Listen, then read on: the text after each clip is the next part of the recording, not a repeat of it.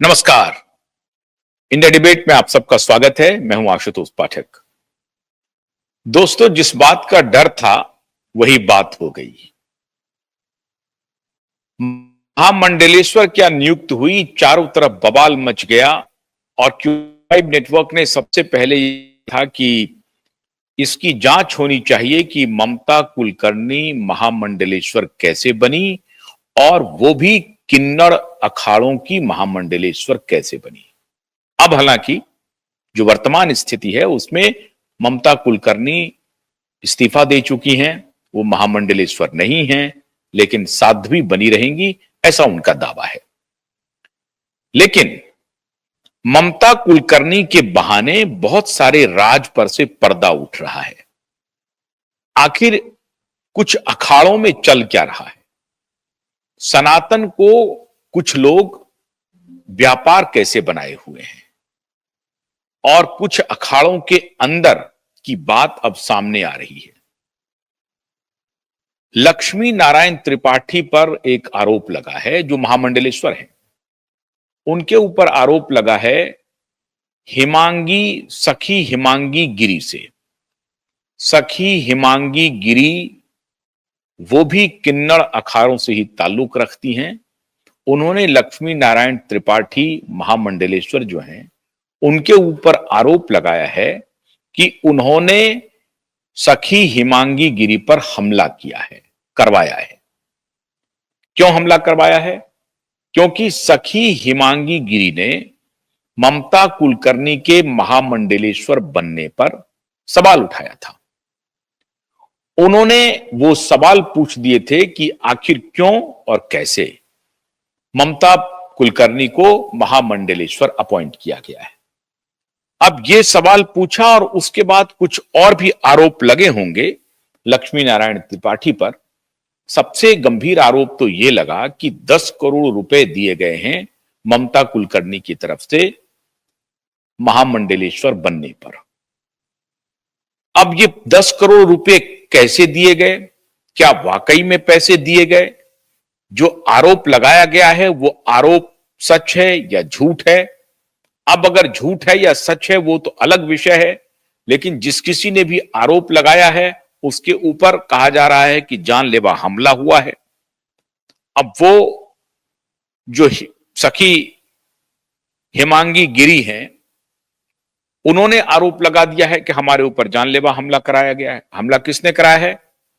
तो महामंडलेश्वर लक्ष्मी नारायण त्रिपाठी ने कराया है। अब उन्हीं के ऊपर यह आरोप लग रहे हैं कि ममता कुलकर्णी ने 10 करोड़ रुपए अखाड़े को दिया है, किन्नड़ अखाड़े को दिया है महामंडलेश्वर अपॉइंट करने के लिए।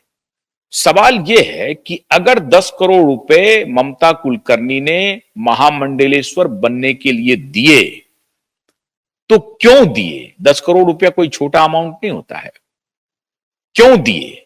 क्या ममता कुलकर्णी के पास इतनी संपत्ति है, इतनी स्पेयर प्रॉपर्टी है कि वो 10 करोड़ रुपए जाकर के दान में दे दें सिर्फ इसलिए कि वो उन्हें महामंडलेश्वर बना दें?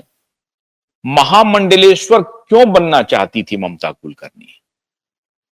अगर ममता कुलकर्णी को महामंडलेश्वर बनाया गया और फिर महामंडलेश्वर से उनको इस्तीफा देना पड़ा तो महामंडलेश्वर बनने के पहले जाहिर है ममता कुलकर्णी को किसी ने अप्रोच किया होगा या ममता कुलकर्णी अप्रोच की होंगी। उन्हें बताया गया होगा कि महामंडलेश्वर बनने के क्या फायदे हैं, महामंडलेश्वर बनने के क्या नुकसान हैं, महामंडलेश्वर क्यों बनना चाहिए, महामंडलेश्वर की उपयोगिता क्या है, महामंडलेश्वर का महत्व क्या है। ये सारी बातें बताई गई होंगी, वरना ममता कुलकर्णी ये कहती कि मैं किन्नर अखाड़े में शामिल हो रही हूं, एक साध्वी के बतौर में रहूंगी, मुझे कोई पद नहीं चाहिए अखाड़े में, आप मुझे महामंडलेश्वर बना करके भी क्या करेंगे। सबसे पहले क्यू5 नेटवर्क ने यह सवाल उठाया था और आज मैं दोबारा उस सवाल को खोजबीन करने के बाद आपके सामने लाके रख रहा हूं। क्यू5 नेटवर्क ने कहा था कि जो ममता कुलकर्णी नशीली पदार्थों की तस्करी में हैबिचुअल ओफेंडर रही हैं, यह क्यू5 नेटवर्क नहीं कह रहा है, मैं नहीं कह रहा हूं, बल्कि अदालत ने कहा है। अदालत ने कहा कि ये हैबिचुअल ऑफेंडर हैं, एक बार नहीं, कई बार ये नशीली पदार्थों की तस्करी का गुनाह कर चुके हैं। ऐसे में कई बार ये नशीली पदार्थों की तस्करी का, ड्रग की तस्करी का इनके ऊपर आरोप लग चुका है और इसकी पुष्टि अदालत में हो गई है। वो नशीली पदार्थों की तस्कर यकाएक धर्म के रास्ते पर चलना शुरू कर दे और धर्म के रास्ते पर चले तो चले, महाकुंभ का इंतजार करे और जब महाकुंभ का आयोजन हो उस वक्त वो जाकर के किन्नर अखाड़े में जब पहुंच करके महामंडलेश्वर बन जाए। इसके तार निश्चित रूप से ममता कुलकर्णी से जुड़े हैं। और पिछले दिनों आपने देखा होगा कि योगी आदित्यनाथ ने एक बयान दिया था कि महाकुंभ को जो लोग बदनाम कर रहे हैं वो हमारे रडार पर हैं। अब क्या महामंडलेश्वर बनने से न सिर्फ किन्नर अखाड़े की बदनामी हुई है, बल्कि महाकुंभ की भी बदनामी की गई है।